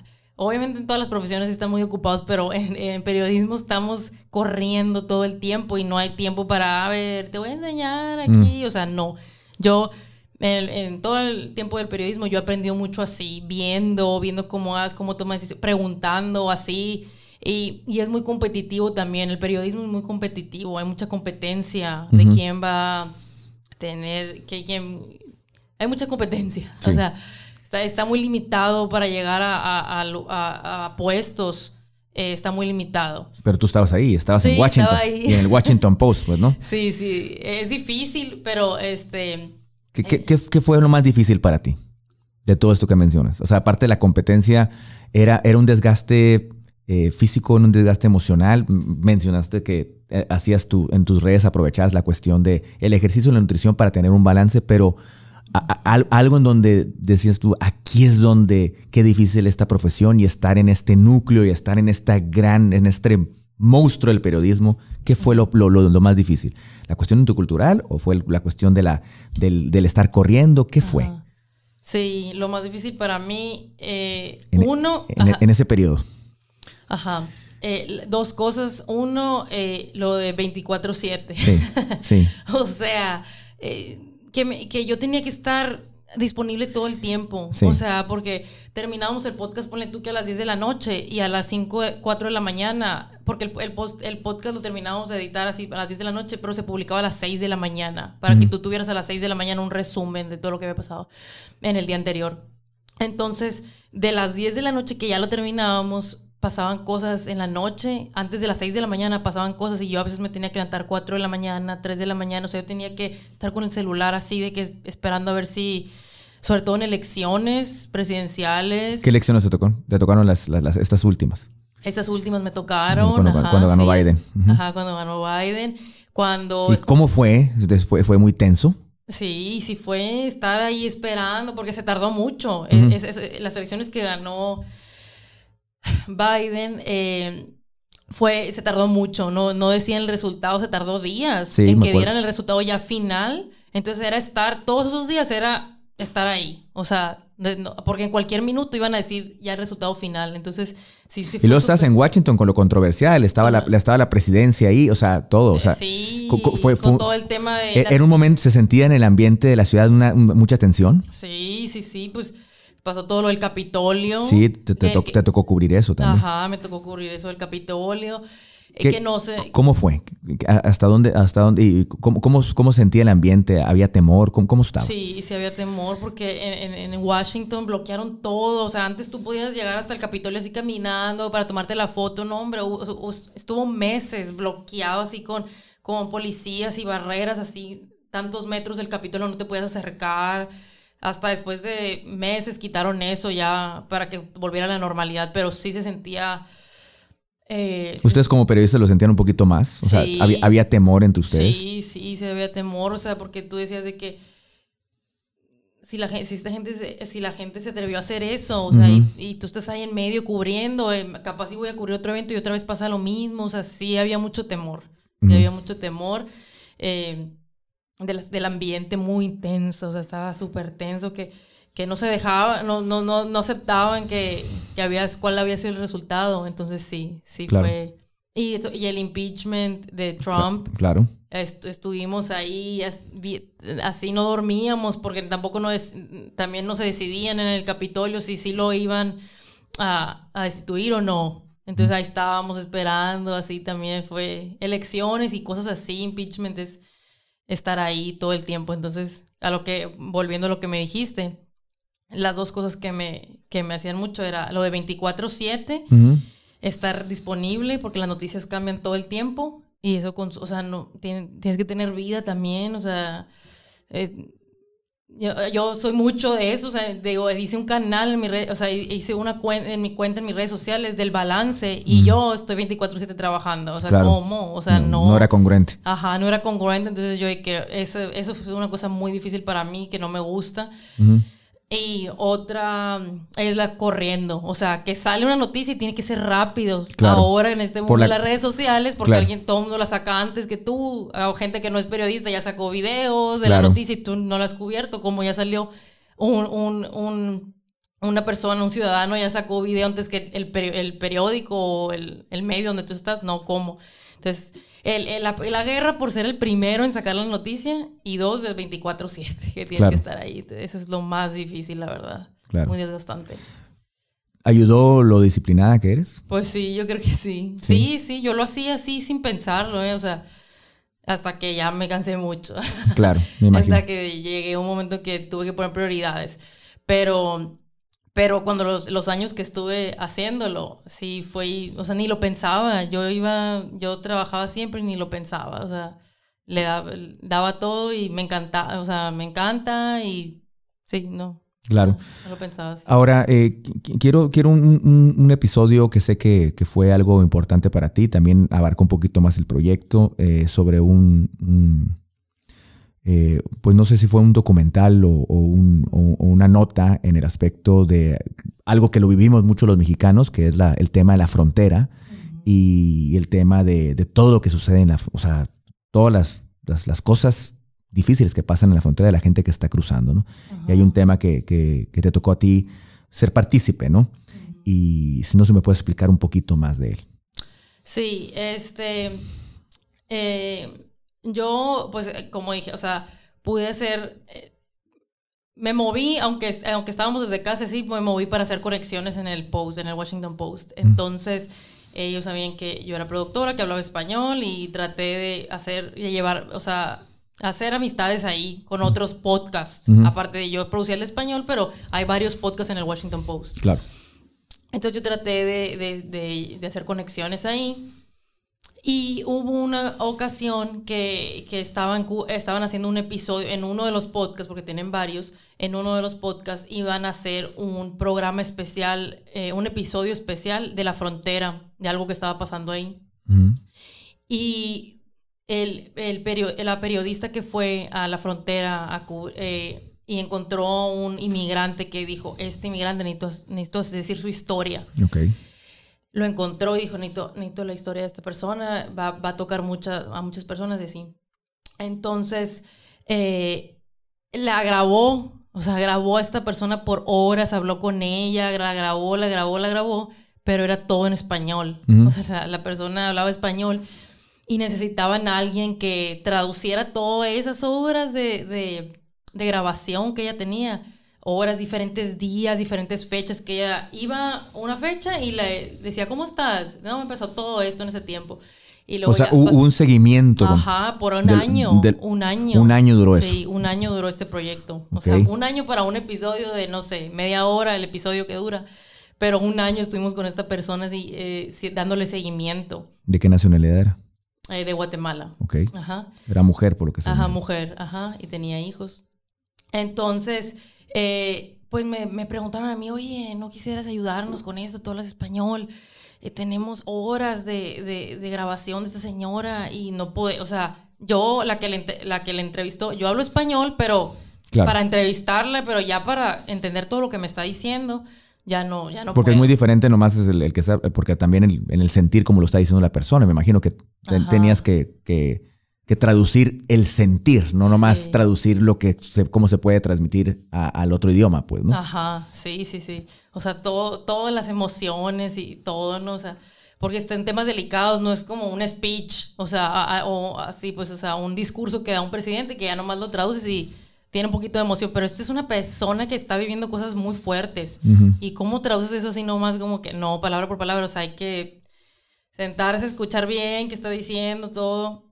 Entonces estuvimos, digo, por un año. Cada mes esta periodista iba a entrevistarla y me llegaban más audios. Estaba en la frontera y había campamentos así de personas en la parte de México, ¿no? Y pues íbamos a hacer... Eran campamentos humanitarios ahí. Ajá, campamentos humanitarios.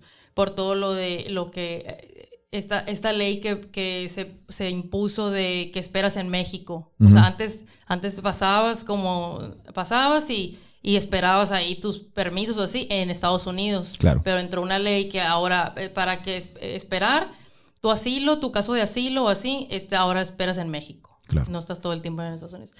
Entonces ahí sí empezaron a hacer muchos campamentos de inmigrantes en México y así. Y ahí fue cuando encontramos a esta persona, pero sí... Por un lapso de un año estuvimos haciendo seguimiento con ella. La periodista iba, le preguntaba cosas y a mí me mandaba horas y horas de audio. ¿Y qué tan importante que te hayas sido partícipe en ese reportaje? Porque pues ojalá que habrá llegado a gente y ojalá que esas noticias pues lleguen a toma de decisiones de las personas que están involucradas en eso, pues para que estas personas tengan una vida más digna, porque están buscando un sueño. ¿Existe alguna satisfacción en donde, independientemente de lo fuerte de haber escuchado todo eso, en donde hubo un granito de arena social que puse en este mundo que estamos viendo y que no nos ponemos de acuerdo en cosas tan importantes como eso, pues, ¿no? Como eso, o sea, el tener la empatía en todo eso, ¿no? No, sí, o sea... Sí, fue satisfacción porque, o sea, nosotros la seguimos hasta que se solucionó su caso. Ah, o sea, qué bueno. La seguimos hasta que se solucionó su caso, ¿no? Pero... O sea, tuvo un final feliz, afortunadamente. Sí, tuvo un final feliz, ¿no? Afortunadamente.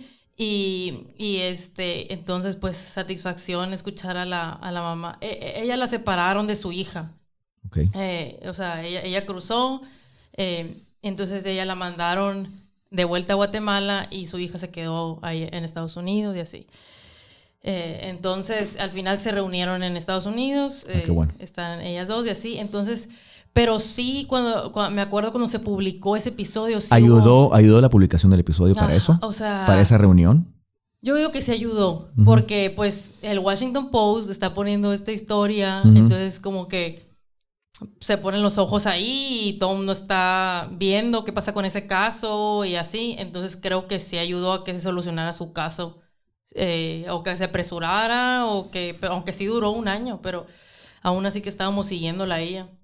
Pero al final, o sea, ya quitaron esa ley de que se espera en México, ya no está. Okay. Entonces, de que, pues, algo, o sea, no es como que directo pasa, o sea, tú publicas algo y directo pasa algo, pero pues después de meses pasó ese cambio. Cuando se publicó ese reportaje por medio del podcast, ¿hubo alguna trascendencia? O sea, ¿recibieron ustedes llamadas, más información? ¿Algo pasó? Que yo sepa, no. O sea, a lo mejor...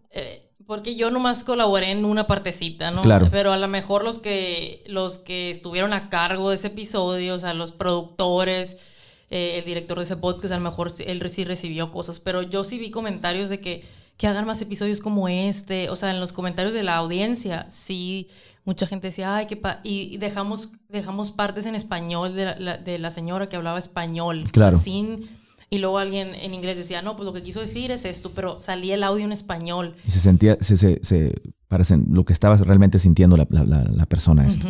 Aunque todo el episodio era en inglés, pero varias frases sí las dejamos en español, así.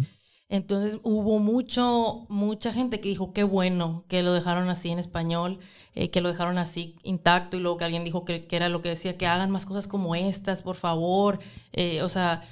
sí hubo muy buena respuesta de la audiencia de que hiciéramos más cosas como esta, que le pusimos luz a ese problema. O sea, sí hubo buena. Ok, te felicito y qué bueno que se pudo aprovechar, porque yo creo que es tan importante, independientemente de lo uno que se dedique en esta vida, todos tenemos una parte en donde podemos apoyar con un poquito que hagamos, o sea, con tratar de hacer las cosas bien. Yo creo que logras estar en el ojo del huracán de la noticia, ahí en el Washington Post, con una noticia tan importante que nosotros todos los días lo vivimos los mexicanos, el saber el tema de migración, que desafortunadamente hasta ya se nos hace algo común, pero es tan normal, pero porque pues ya, o sea, ya es. Pero creo que ojalá que esto sirva, el escucharte mencionar esto y que tuvo un final feliz, que se sepa la gente, de los que tenemos la oportunidad, pues digo, lo vemos aquí mismo Hermosillo, ¿no? Ahí está la gente que está cerca de las vías del tren, y que hay gente que va y les da de comer, les da un abrigo o agua, víveres y todo eso, que no esté en vano, y los que tienen la oportunidad de haber hecho como tú, participado en un reportaje para que la gente supiera, y lo que me mencionas, que la gente, o sea, qué bueno que dejas esa parte en español, porque la gente tiene que sensibilizarlos, porque nuestra misma, nosotros los que somos sus connacionales, o los latinos, a veces nos estamos perdiendo un poco, y debemos de tener un poquito de más ayuda al tema humanitario, ¿no? El tema humanitario. El tema humanitario, y te felicito. A veces sabemos el problema como a grande escala. Ay, sí, ya está muy grande el problema, y general, así. Pero ya cuando escuchas una historia así de que algo, o sea, personal, y aparte seguirla por tanto tiempo, como que... Te marcó en tu vida. O sea, ¿cómo ves? Si hay una persona viviendo eso, con todo lo que está viviendo la demás gente, o sea, sí... O no te imaginas, o lo escuchas, pero ya cuando lo escuchas de una persona, o sea, que te cuente así, no escuchas la noticia, ay, pasó esto, o sea, no, te está diciendo la persona directamente todo esto que vivió. Entonces, como que te hace más cercana a la situación. O sea, yo me siento como que tengo que hacer algo, o sea, eso es lo que te hace. Y una cosa que, o sea, yo siempre que quise ser periodista, aunque me fuera a Estados Unidos, yo siempre quise que quiero hacer algo que ayude a la gente hispana. O sea, que ayudar a la gente hispana. Por eso yo, desde que todos mis trabajos han sido en periodismo en español. Aunque esté en Estados Unidos, siempre hago contenido en español. O relacionado, este episodio que estamos hablando especial de migración, era en inglés, pero pues tenía partes en español y así. Pero yo siempre quise tratar de seguir haciendo un impacto aquí en México y en Latinoamérica y así, porque pues se necesita. Y hay mucho todavía que podemos hacer, ¿no?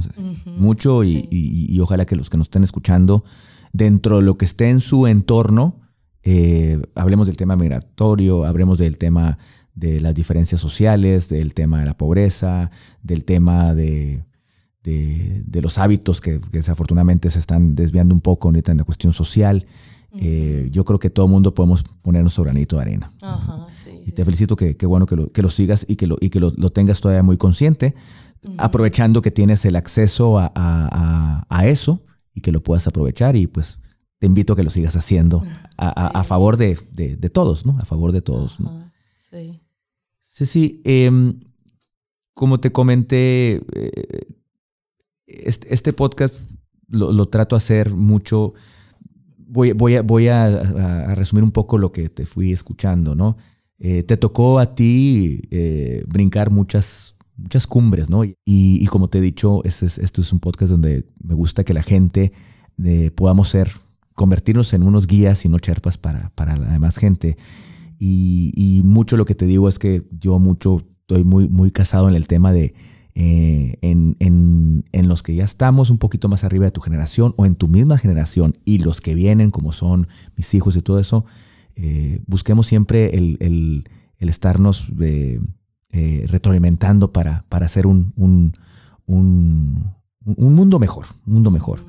Y yo siempre pongo este concepto de mensaje, que pues en nuestras cumbres te encuentras en las Himalayas, donde están ahí, y quieres dejar un mensaje a las generaciones que vienen detrás de ti, en el sentido de poder seguir haciendo algo por ellos mismos.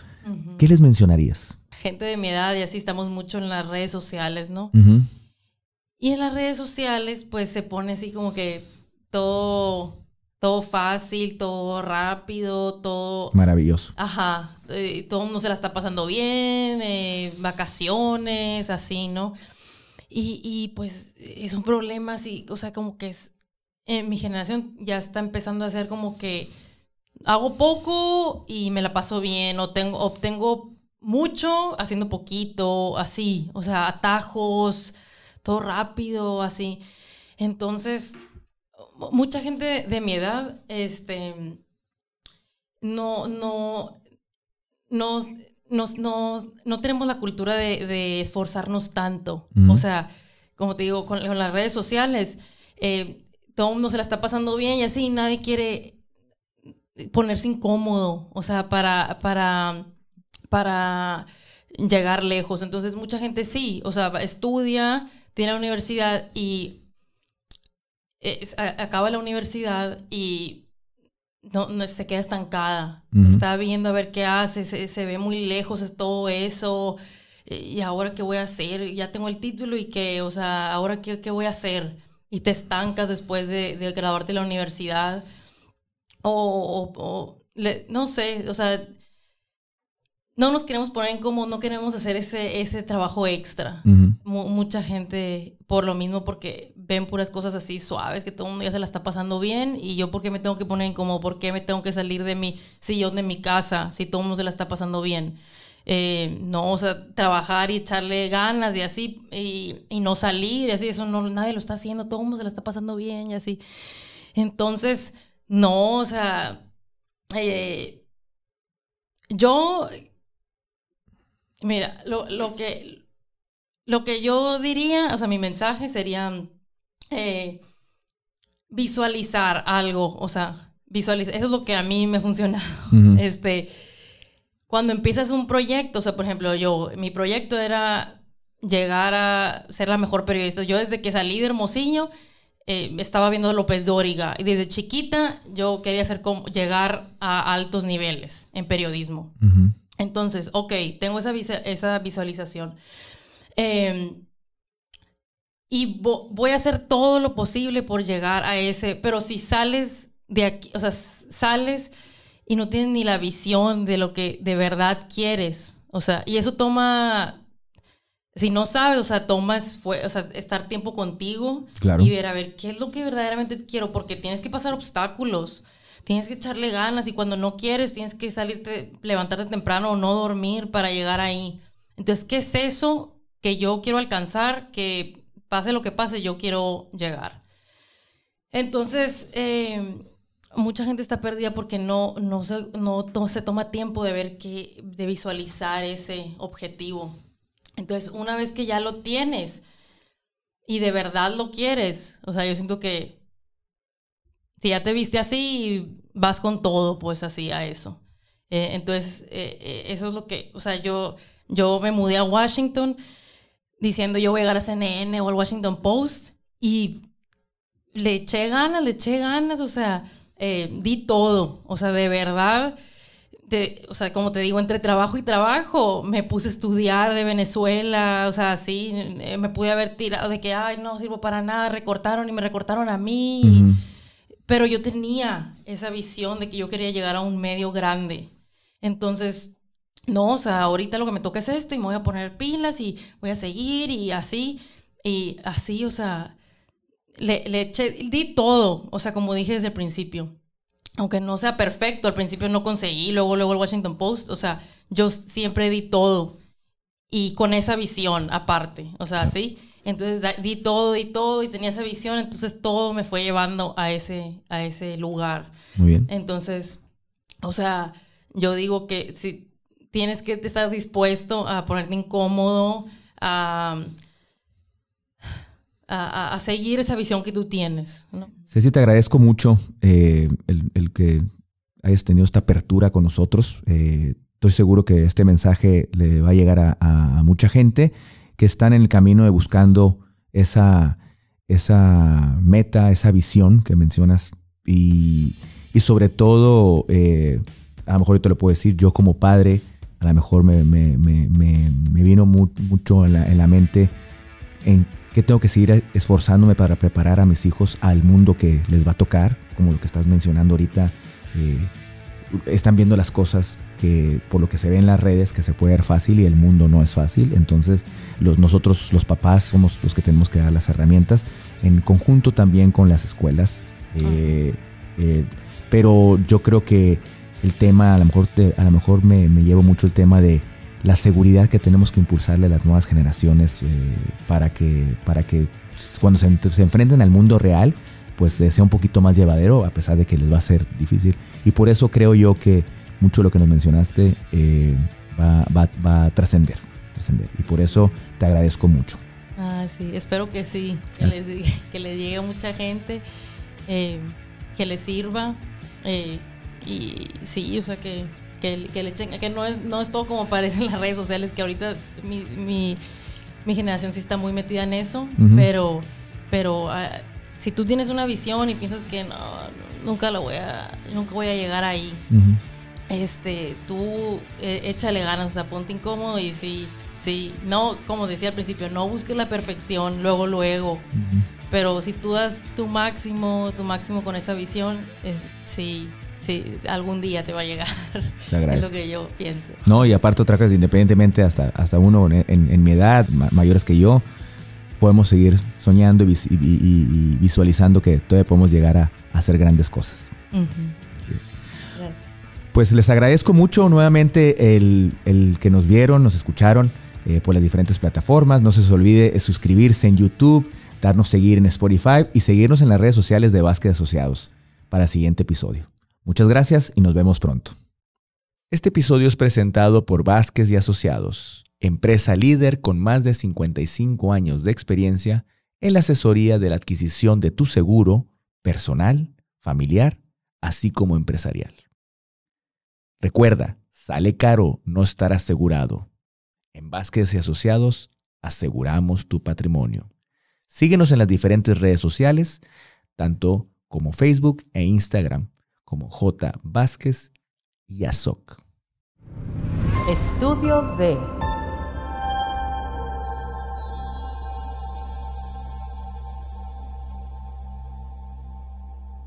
Dale voz a tus ideas en Estudio D.